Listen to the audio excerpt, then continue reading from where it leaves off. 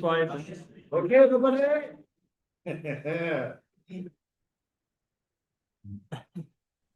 Okay, the next installment of Brett's Manifesto, and the coolie, who was main character almost appearing in Exception in the Room, makes another appearance straight away here. Panting, the coolie hauls from entrails of foreign vessels products never before beheld, and sweating behind them, the great new begetter itself, the Moshé. Thus, the bourgeois civilizes the barbarians by turning them into further bourgeois. Like joins to like and produces more likeness. The bourgeoisie produces a world after its own image and likeness. Thus, cities lord it over the country, and they grow gigantic, constantly tearing people from the doldrums of rural duration. And as cities over country, so the bourgeois nations lord it over the peasant henceforth. The civilized reign in barbarians and semi-barbarians. The East becomes dependent on the West. Machinery and property and people, up to now scattered about, coalesce into huge formations. Faster and faster, implements pile up in prodigious workshops. Masses of people agglomerate into abundantly producing centers, and the swelling property piles up in the hands of a few proprietors. New political fields are created. Loosely bound regions, separately ruled with separate laws and separate tariffs, are pressed together into one nation with one single national interest of the class that rules over all. Never before did such a creative ecstasy happen as was set ablaze by the bourgeoisie at the time of its triumph. It created power out of steam and electricity. In a few years, it cleared up, as by magic, the wildest continents of the world, pumped petrol out of the ground and propelled ships with it and cars, extracted coal and amassed it into heaping, useful mountains, dug up iron untouched by 1,000 generations, and forged steel into flexible bridges and heavy turbines, milking the rivers and lakes to light up villages and towns. It changed forests into weightless paper. Into distant prairies, the daily paper is flung by trains, good news and bad. In 5 decades, as if humans wanted simultaneously to live in all places of the planet, the ether became a carrier of messages.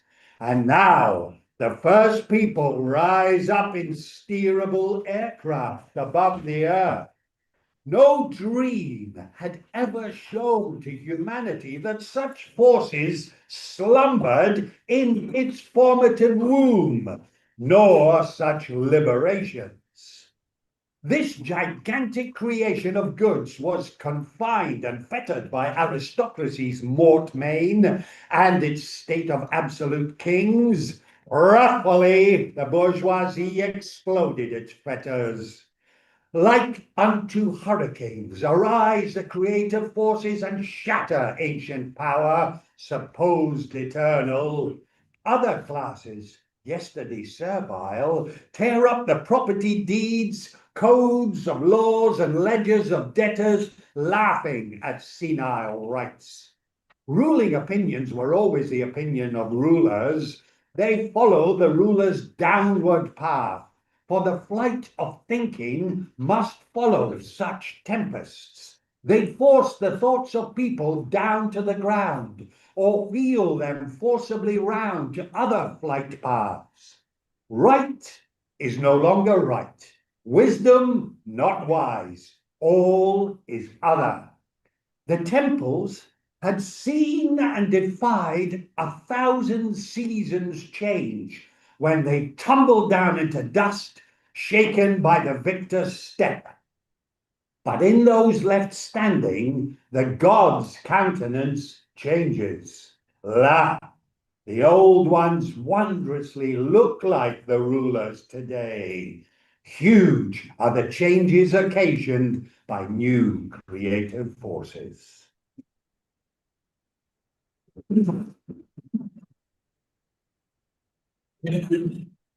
Thank you, Tam. Good morning, everyone. Welcome to this morning session. My name is Kulder Sok. I'm a member of the Communist Platform of the Netherlands, and I've been asked to chair this session for you. So today it's Sunday, the 3rd of August. And actually on the 3rd of August in 1914, the delegates, 111 delegates of the German Social Democratic Party convened to vote on if they were in favor of war credits or not. And unfortunately, they voted 96 to 15 in favor of it. And this triggered the collapse, or this vote would end up triggering the collapse of the Second International. And I think 111 years later, this date is unfortunately still relevant to us. Today we will talk about anti-imperialism and the Middle East with Moshé Machover and Yassamine Mater. So they will give an introduction about 25-30 minutes each, and then we'll open the floor for remarks and questions. So without further ado, Moshé, please go ahead. Thank you. Can you hear me? Yes, perfectly. Okay. I can hear you and see most of you, except those half of Tina and whoever is on her right. I can't see.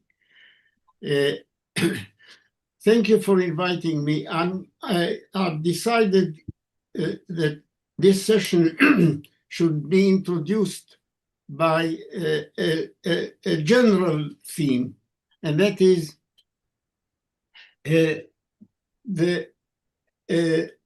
I want to revisit the old theme or the old thesis that the Israeli tail is wagging the American dog. The role of the pro-Israel lobby in determining or not determining US policy, at least in the Middle East. This is not a simple issue. It has several aspects of complexity, which I would like to point out.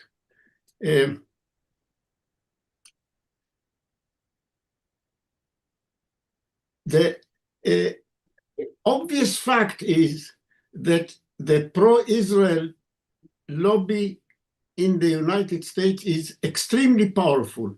On the face of it, it has almost unlimited influence, at least in the sphere of official politics, that is to say, the forum in which policy is overtly made or apparently made in the Congress, the presidency, and that the political discourse also in the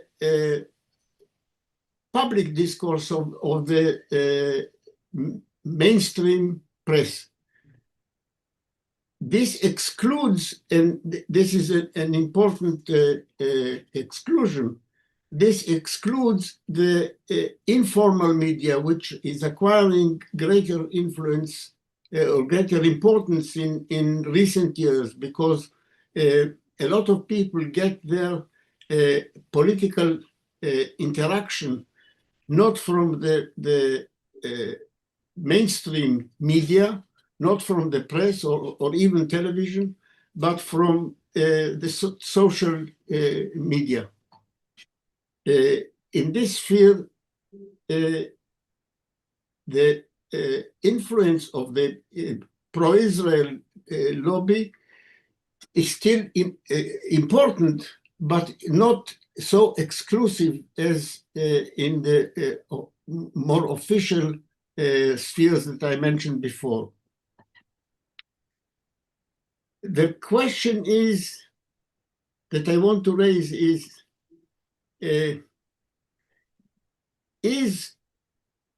the influence of, and by the way, I think I need to mention and to make an important note that we are talking about the pro-Israel lobby, not the Jewish lobby. This is sometimes in irresponsible or careless discourse called the Jewish lobby. This is a gross mistake because first of all, the Jewish part of the pro-Israel lobby is only a small part of it. By far more important is the Christian evangelistic sector of that pushes in the same direction.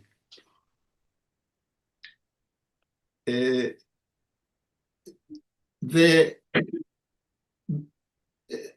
classic thesis that the Israeli or the pro-Israel tail is wagging the American dog is in the famous article by Mearsheimer and Walt, which later appeared as a book. It's famous. I don't need to give you a reference. You can easily find references of it on the internet. Mearsheimer, who is an important figure in dissident, somewhat dissident American political science, a professor in Chicago University, repeats this thesis in almost every one of his very frequent interviews in the media, which are very frequent. And he is interviewed on the average once or twice each week. And in general, it is quite interesting to listen to what he says, because some of what he has to say, especially on the background of the Ukraine war, is very sensible. I think he's mistaken on the importance or the reality of what is behind the pro-Israel lobby. The question that I want to raise is the power,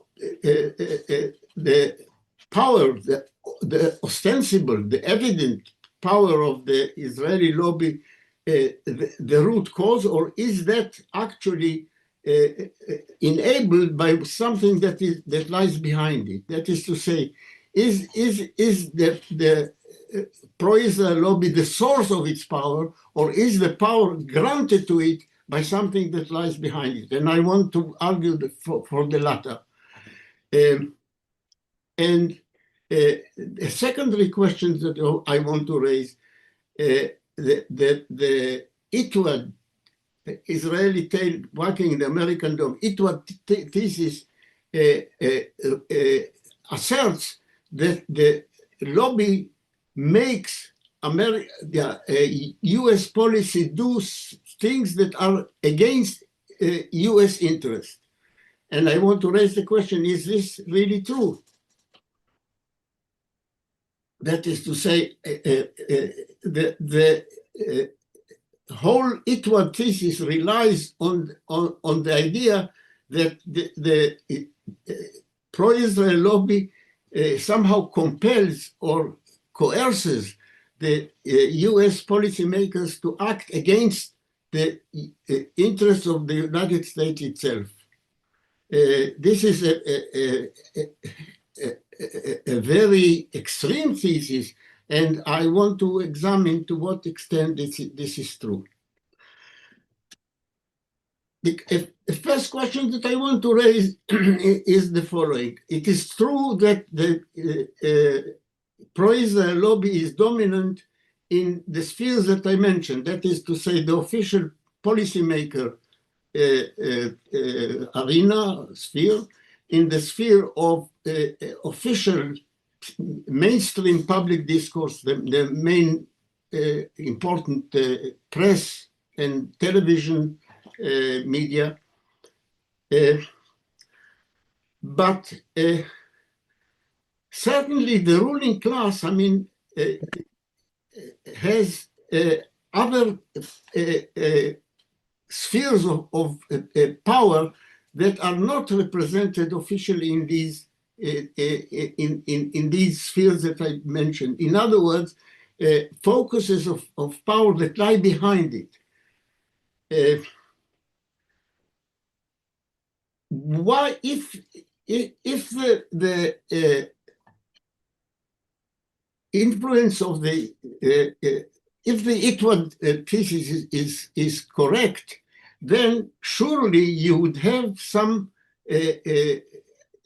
focuses of ruling class power in the United States that is not in the official overt spheres that I mentioned before, that would exert a counter pressure. You would have some lobby driven, for example, by the military industrial complex that would point at what would recommend or would advocate contrary policy to what the way the American policy is actually made. There is no such thing. I mean, the real power holders of the main business sector, especially the military industrial complex, do not depend on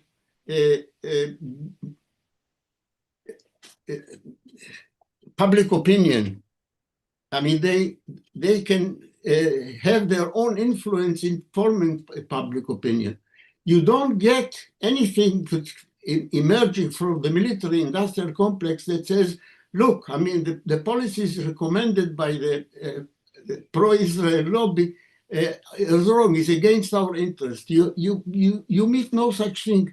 I've not seen any serious complaint emerging from the military industrial complex against the way American policy in the Middle East is actually implemented. This surely must be significant. If the policy led by the United States in the Middle East were to be against the interests of the military industrial complex, you'd hear about it. They have their own ways of exerting influence. They've got their own policy forums,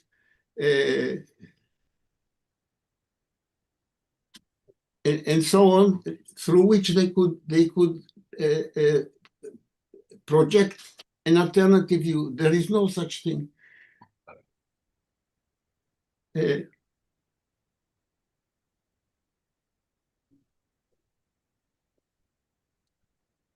Now, moving to the other question, in what respect does the policy, as the United States policy as presently led and as recommended and supported by the pro-Israel lobby, contrary to,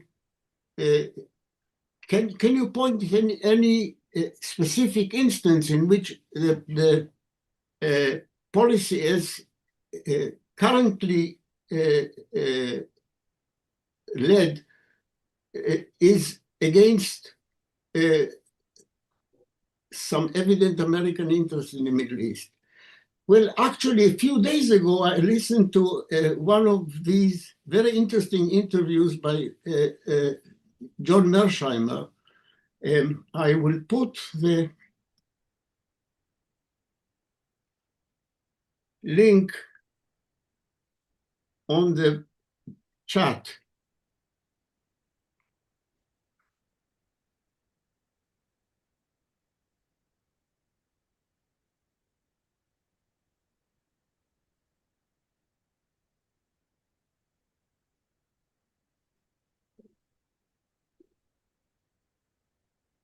All right, here it is. I recommend that people actually watch this interview. It is extremely interesting, and there are many very good points made by Mersheimer on various themes, on various aspects of American policy, not just on the Middle East, it's also on Ukraine and so on, and many interesting insights. But when asked by the interviewer, can you point at any specific instance in which American policy is, as recommended, as you say, driven by the pro-Israel lobby, is against American interests? His answer seems to me extremely weak. He says, well, apparently, he thinks, or his answer is that the United States' interest is in having peace in the Middle East, in having a peaceful Middle East. I think if you look at it from a communist point of view or a Marxist point of view, this is a very questionable thesis. Specifically, it says, look, the two-state solution has been the policy of American presidents for decades, perhaps excluding Trump. And of course, Israel is not following it. Israel is making a two-state so-called solution impossible. So here is how reality is proving, according to him, that the policy is actually occurring is against the interests of the United States. And why should the United States be interested in the two-state solution? Because according to him, this would resolve the Palestinian issue, which is the source of strife and war in the Middle East. The United States is interested in a peaceful Middle East, and therefore what is actually occurring is against its own interest. Well, I think this, to me at least, this is extremely unconvincing.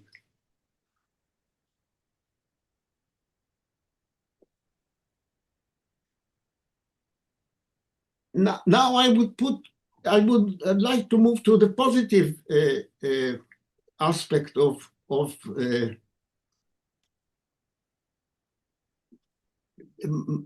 my thesis. Certainly, the United States is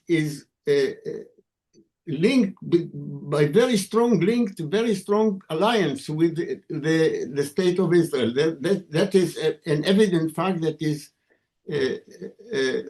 undeniable. But is it because this is the way that the United States is pushed by the pro-Israel lobby, or is it in its real interest? I would put it this way. Would the United States not be interested in securing the services of the strongest military state in the region? I think I don't need to argue the obvious fact that the United States is interested in dominating the region of the Middle East as other parts of the world, but especially the Middle East because of its strategic importance. I think this is a self-evident fact. Now in this region there is one state that is the outstanding military power in the whole region and in its periphery. Would the United States, as being interested in dominating the Middle East, not interested in securing the services of such a power? Please note, I mean, you could argue that this is a circular argument because you could say the Israeli state is the strongest military power because the United States makes it so. Yes, this is a dialectical process, but I would like to point out that the state of Israel emerged as the strongest by far and the most, let us say, secure ally of the West before it became the close ally of the United States. The close alliance of the United States with Israel emerged in the 1960s. Israel had emerged as a strong military power already before that, and most obviously in the course of the Suez War. That dates to 1956. In that period, that is to say, in the period from 1948 to the mid-60s, Israel was the close ally of whom?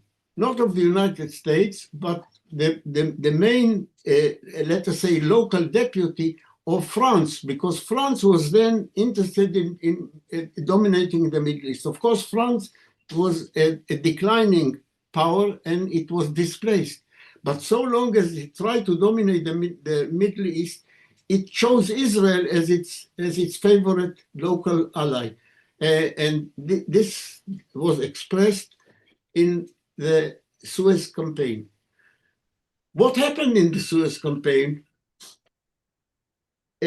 was that the United States scotched the attempt of France, Britain, and Israel to overthrow the Egyptian regime. Not because the United States was so interested in preserving the Egyptian regime, but because it did not accept the impudent attempt of two declining imperial powers to do things in the Middle East without actually asking permission from the United States. So they compelled Israel, Britain, and France to withdraw, but not because they wanted to somehow to protect the Egyptian regime, as became evident in the June War of 1967. So the fact is that when the close alliance between the United States and Israel was clinched, Israel was already an evident dominant military power in the region.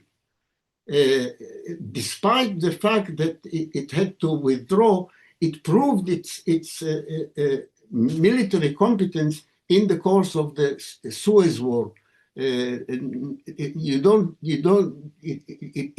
didn't start in 1967. So, of course, we have here a dialectic. Israel is already by far the most powerful military power in the region.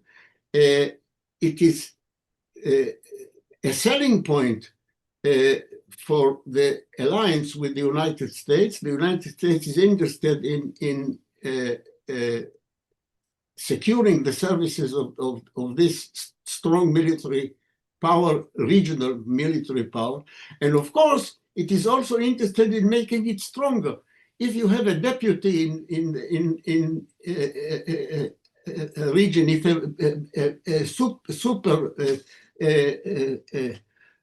super boss of the mafia has a deputy in a given part of the town, he's interested in making that deputy still stronger to fend against rival powers. So we have a dialectic that Israel is already the strong power in the Middle East, but it is made even stronger by its alliance with the United States.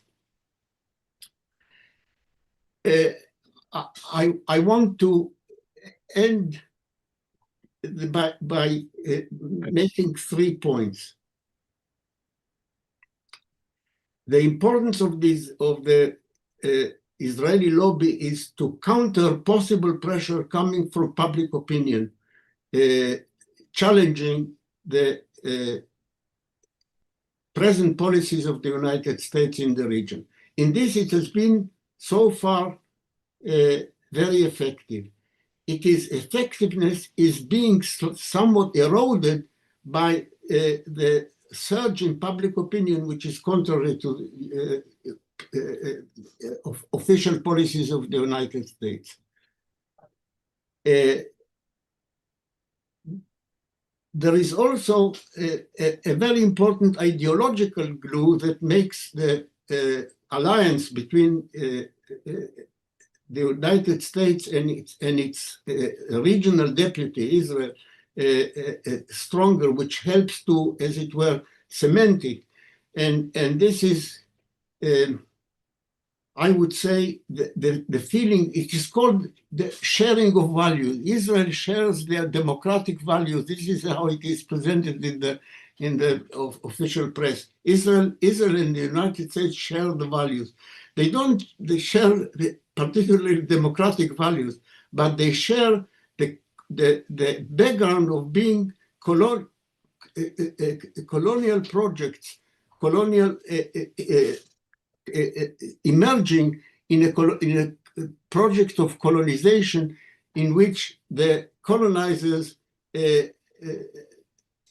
ethnically cleansed the indigenous population. The Palestinians, I think in a subconscious American political mentality, are the counterparts of the so-called Indians, which were ethnically cleansed by the colonization of North America.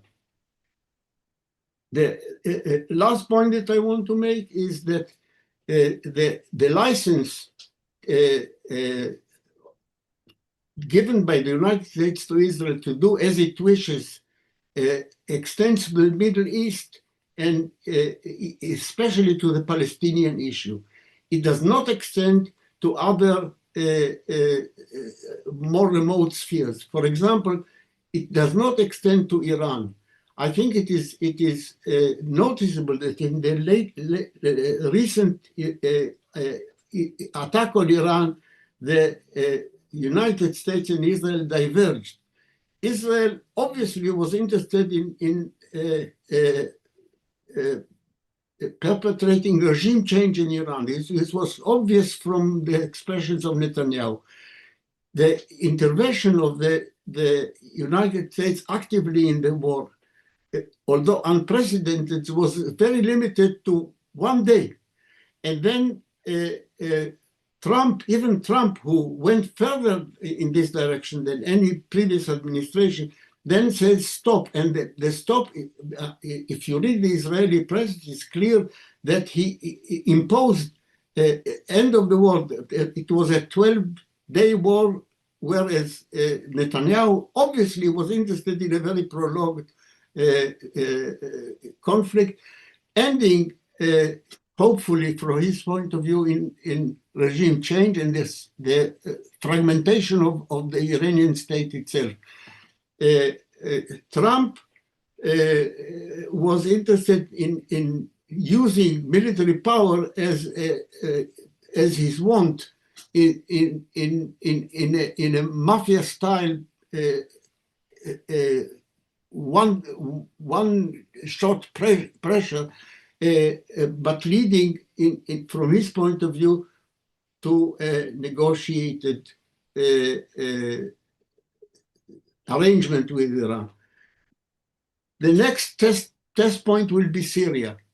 Israel is obviously interested in fragmenting Syria into a collection of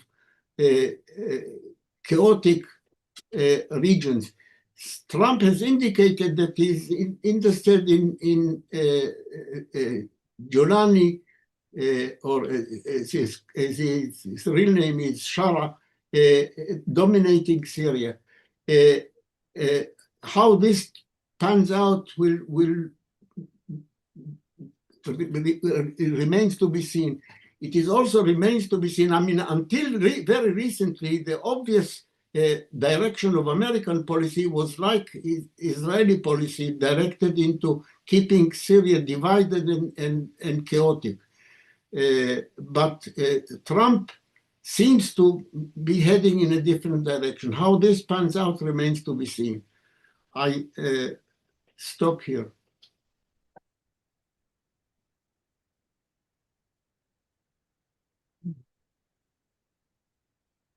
Thank you, Moshé, for your introduction. I think we will see how we can share the interview that you shared with us with Marsheimer after our session with the other attendees here. And I'll give the word to Yassamine. Okay, I'll start by agreeing with what Moshé said. The concept of Israel driving foreign policy in the US has actually very serious and dangerous implications, including elements of anti-Semitism that one can see in sections of Iranian population, Arab population, and so on. And I think if you look at US policy in the Middle East, the 1950s, early 1960s, it was one of construction. The United States was involved in the development of some of these countries. I think post-1970, there was a major change in this. And of course, 79 is an important year. This is the year of the Iranian Revolution. Not that a revolutionary regime came to power, but that the demise of the US's main ally, island of stability in the region, was shifted the dynamics of the region. But I think if you look at the 21st century, US policy has been one of destruction. It doesn't even hide it. It is quite, the claims that Iraq was going to be democratic led to the wars that we saw in Iraq, the destruction of Libya, the continued attacks on various other countries. So it is a policy of destruction. And in this, I think the 12-day war, as it's now becoming known, between first Iran and Israel, and then I agree entirely, US brief intervention to end this war, not to continue it, did not aim for regime change from above. I think the US, at least if not Trump doesn't know this, the US national security and various military people have made it clear that you need a land invasion. Iran's geographic vastness, the complexity of its political structure, the entrenched nationalism makes occupation or externally organized regime change not a viable solution. In addition, contrary to what Israel thought, and here I agree entirely with Moshé, this regime might appear weak. It has a very large opposition. I would say the majority of the population of Iran don't want this regime. However, it has strong networks, both ideological and, more importantly, financial. These networks can keep it in power and will fight for it to stay in power. But also, most importantly, the foreign invasions always encourages defense of the homeland, and that is what we've seen. In terms of US strategy, I think both in terms of Iran, but to a certain extent, a number of countries in the region, if it's not destruction and civil war, in the case of Iran, it's degradation, economic isolation, diplomatic containment. So the targeted assassinations are part of this type of work, destruction of various facilities is another one. And here we have, when we look at the consequences of this war, because it is, since the Iraq War, the first direct intervention of the United States in the region, we see a success because it has seriously bruised Islamic Republic of Iran. It is politically weaker, militarily, in terms of missiles, it is much weaker. In terms of economics, renewed sanctions, the pressures that the European Union and the US are putting now will make it weaker. Its nuclear program, despite what the government says, the Iranian government says, has been set back by years, maybe a decade. But contrary to what Trump says, it has not been obliterated. So we had immediately after the war, Trump and all his ministers came on media saying, oh, they were using exactly the same word. It's been obliterated. Well, if it was, you wouldn't want another nuclear negotiations. There would be no nuclear negotiations, would there? There would be, that issue would have gone. But in terms of degradation, it's not just that senior Revolutionary Guard commanders have been killed. It isn't just that nuclear physicists were targeted, probably by the devices they had, and occasionally by spies close to them. But it's also that some of the physicists who were assassinated were not actually active in the current nuclear program. They were retired members of the nuclear industry. Clearly, Israel's data on this was not as precise as they claim. However, 1,000 civilians were killed. Major airports were closed for 2 to 3 weeks. So I assume this includes the Tehran airport, some of the major Isfahan, Shiraz, Tabriz were all shut down. And I assume this is because air control towers were blown up, or there was no safety, there was no radar, no safety for people to get there. But more importantly, I think what we are looking at are the serious economic consequences of the war. So there is a serious drought in southern Iran. There are very high temperatures. Some of it is to do with climate change. But currently, one of the main battles of the government is to deal with water shortage and the heat.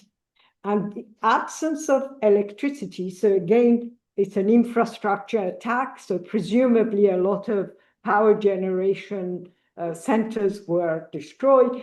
As a result of this, 12 provinces in Iran are completely closed. Factories are closed, schools are closed, offices are closed. The only place they can provide electricity to are hospitals, right? So it really is a degradation of a country. And this has also affected, the shortage of electricity has also affected water purification, which is essential in the summer heat.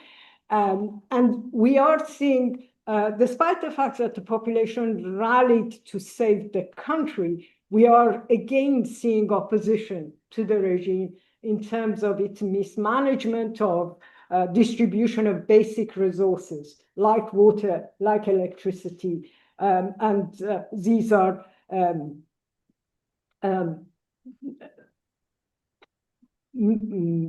these will, I think, pave the way for the constant weakening of the Islamic Republic.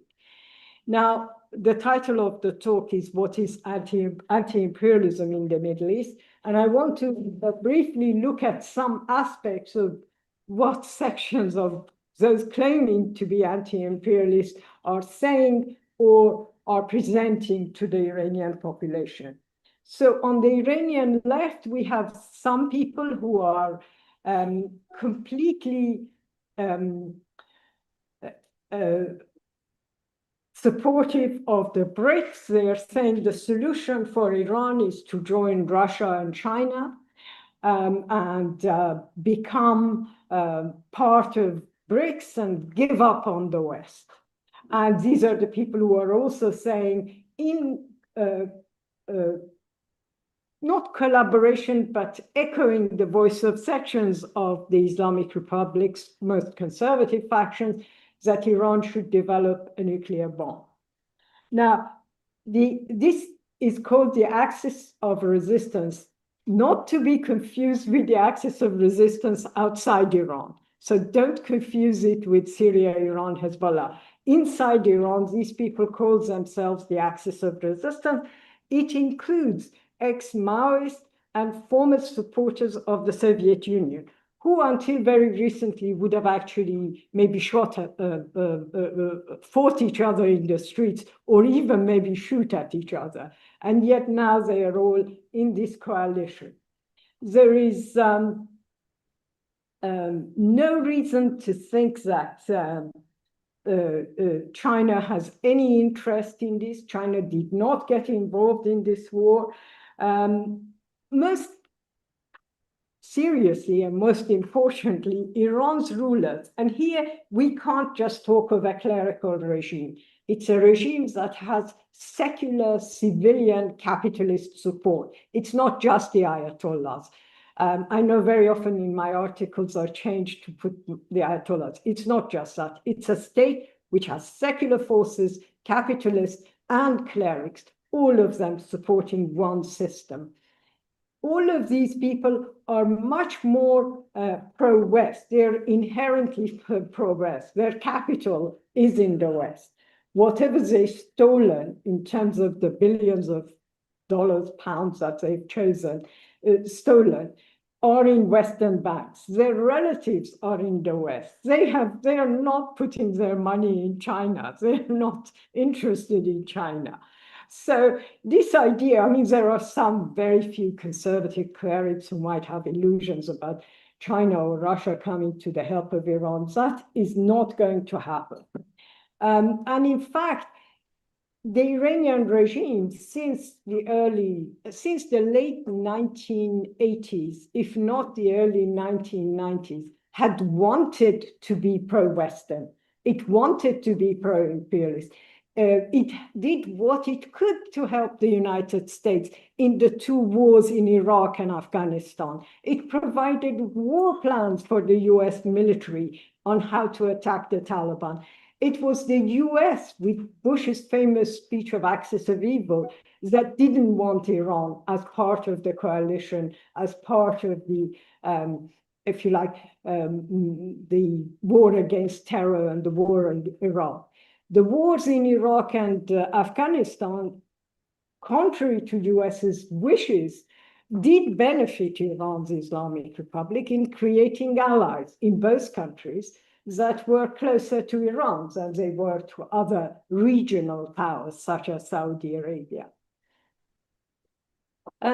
This, if you like, axis of resistance, Iranian style, also tells us that they are part of a kind of AI-generated propaganda that Iran's Islamic Republic is very good at in Arab countries, I was reading that there are 240,000 bots spreading misinformation in Arabic, organized by Iran's Islamic Republic.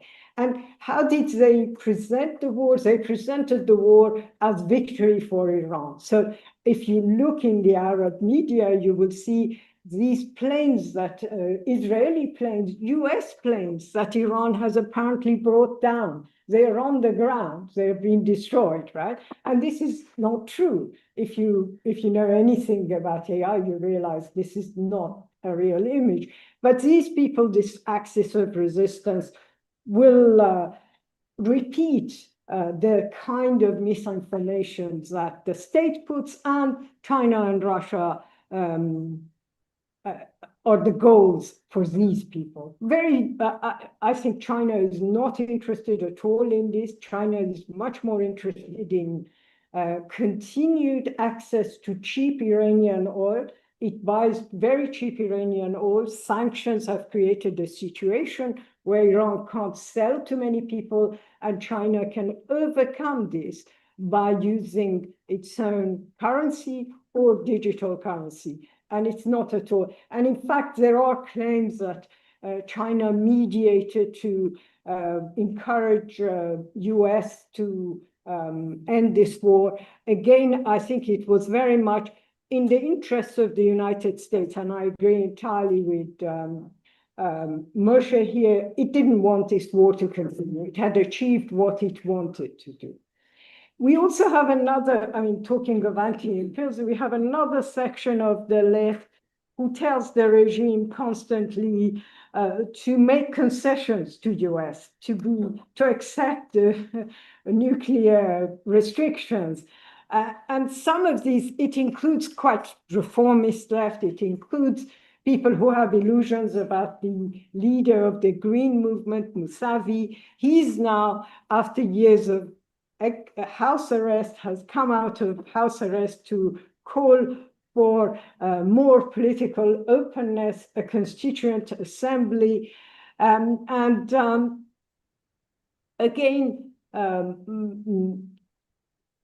this type of left has very silly illusions that don't match the reality of current US policies. Even in terms of Saudi Arabia or the Persian Gulf countries or any country in the Middle East, Rubio has summed up the current US position very clearly. The US is not interested in human rights. The US is not interested in democratic elections. This administration, it never was, but this administration is openly saying we couldn't care less, right? So the idea that you would have a bit more openness in Iran, a bit more political freedom, and that would avert any future US aggression against Iran is complete illusion. You must be mad if you think that would be the case. However, I think we have to remember that there is a very serious danger of the war continuing. In many ways, the war is currently continuing because of the devastations that I mentioned earlier, because of the fact that the European countries met last week and will be continue to meet this week, and they will argue for even stronger sanctions than what Trump has put forward so far. They are calling for that. But there is also a danger of military attacks, more serious military attacks. Now, here, I think there is a section of the left that realizes that, first of all, the situation in Gaza, the situation in the Middle East in general, the weakness of Hamas, the complete subordination of Hezbollah to Lebanese politics, the fact that Syria is now becoming this David's corridor, the corridors that will link Israel directly to allies in the Kurdish areas and with the Druze, is going to creating a situation where you need to look at the situation in Iran from a Middle Eastern point of view. You can't look, even when it comes to Iran, you can't look at it just from a national point of view. And I think in this, there are many things that the Iranian left should think about. Some in the anti-imperialist movement are talking about how to combine the defense of the current borders of Iran, because the destruction of Iran, the creation of little mini-states as Israel planned, or as the US still has in the back of its mind, will not help the Iranian working class. This is a working class whose strength is mainly on its numbers. It's the fact that it is a part of an economic, still an economic entity in the Middle East. If you had a small Kurdistan, a small Azerbaijan, Iranian Azerbaijan, you had a small Arab region, a Baluchi region, that would not help the struggle of the Iranian working class for its own emancipation or for being part of a Middle Eastern socialist revolution. But the left, in order to achieve anything beyond the current, if you like, acceptance of the situation, the current realization of the difficulties it faces, must be in the forefront of many of the battles that ordinary Iranians are facing now against the Islamic Republic. And that does involve thinking beyond the box. So you do need to realize that even in these battles about water, for example, it is not enough to say we will set up worker councils. You have to think about community socialist councils. You have to organize in terms of the kind of self-organization of the working class that did exist during the COVID period, where the state failed, as the state is failing now, and to organize the masses against both the state, but also the repercussions of the war, both the state, but also imperialist ambitions for destruction of Iran. There are many issues that have to be put forward. Most of the nationalization programs in Iran have been returned. So if 1979, some parts of Iranian industry were nationalized because the capitalists left, by 1990, most of these were privatized because the Islamic Republic was one of the front runners of privatization, neoliberal economic policies. The demand for nationalization of water, electricity, trains, and so on must be put forward. And there are a number of political, if you like, mobilizations that have to be done before another attack. So during the war, during the 12-day war, many people faced destruction of their neighborhood. Even if the house wasn't destroyed, around them, everything was destroyed. In order to confront something like that, you do need to think about how you would mobilize the self-help that was created into something more politically organized, with more political imagination that had occurred. And I think if all of these are achieved, if the Iranian left can realize its potential in becoming the force that genuinely opposes both imperialist war, is not merged into this concept of, oh, there is the working class, but there is also national movement, women's movement, trans movement, all the rest of it. but sees the struggles of other sections of Iranian society as the battle of the Iranian working class to win allies amongst national minorities, amongst women for a revolutionary program, there are, if you like, elements of hope. But without any of that, the kind of misguided left we've seen so far, both in terms of the supporters of the regime or the right-wing factions of the regime and the appeasers of Western domination, or those who, hopefully very few, but those who had illusions in Israeli regime change from above, will be defeated, and there will be hope, not just, in my opinion, for the Iranian left, but given the consequences of the Iranian revolution in the region for the Middle East as it tries to survive imperialist aggression, US plans for destruction, and Israeli policy for becoming even more dominant as the military base of the United States in the region. That's it.